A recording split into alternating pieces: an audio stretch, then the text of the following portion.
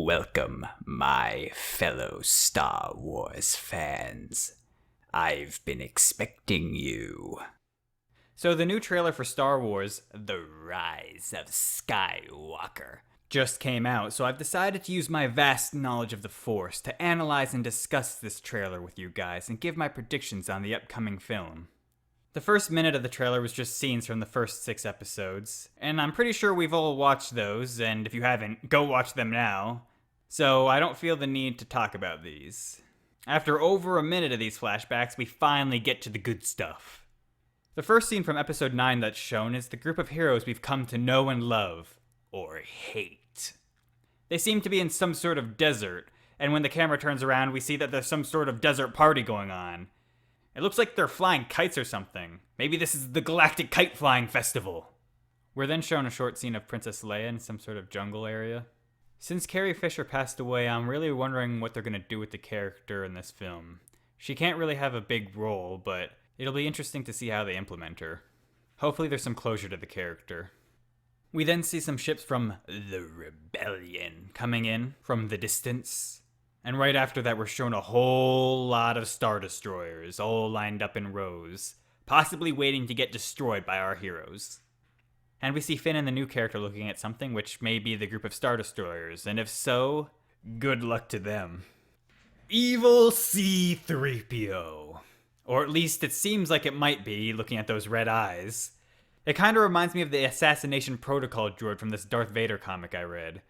He was one of my favorite characters from that comic, so hopefully C-3PO ends up being as good as he was. If he ends up actually turning into some killing machine or something. This red blast hitting a planet in the next scene looks very similar to the blast that came out of Starkiller Base. I'm hoping this isn't another Starkiller Base, as we do not need a 4th Death Star. Though, Episode 4 and 6 both had Death Stars, so if Episode 7 and 9 both had Starkiller Bases, it would be like poetry. It would rhyme. In the next scene, we see Rey throwing her lightsaber through a tree and catching it again. She's also holding a stick, so maybe she's building a log cabin or a fire. But if you look closely, you can see what seems to be one of those training droids Luke used in Episode 4. So she's probably doing some training here. Then we see Kylo Ren walking towards the camera like a badass igniting his lightsaber, and then he teleports to fight Rey on what I believe to be a piece of the 2nd Death Star in the ocean of Endor. In the background, we hear Palpatine saying, "Your journey nears its end." And I believe he's talking about Rey, because in the next scene, we see Rey wielding a double-bladed red lightsaber. I'm calling it now. Rey is the reincarnation of Darth Maul. Episode 1 started with Darth Maul and Palpatine as the villains. So Episode 9 will end with Darth Maul and Palpatine as the villains. It's like poetry. It rhymes.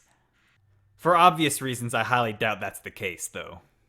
I don't think Rey's completely going to turn to the dark side either. She's probably either going to turn temporarily, or she's faking turning to the dark side, or something along those lines.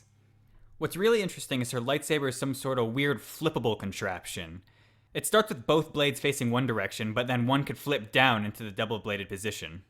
I'm assuming the point of that is to keep the lightsaber shorter when it's being stored, but it's probably mainly just to look cool when you take it out.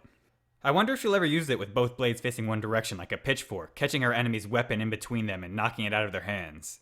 If she does that, I called it. Well, that's the end of the trailer. We just see that it comes out in December and that the film is not yet rated, though I'm pretty sure it's going to be PG-13. Hopefully it's rated R with Palpatine ruthlessly murdering all the heroes. Well, that's all I have to say about this trailer. My channel is mostly about anime and manga, but I will be covering Star Wars in the future. Click the subscribe button and your journey to the weeb side will be complete. Do it.